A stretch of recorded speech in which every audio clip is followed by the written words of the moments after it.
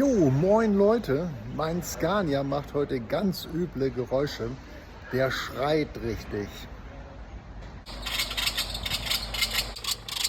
Scheint hier vorne zu sein. Also das hört sich an, als wenn es direkt aus dem Motor kommt.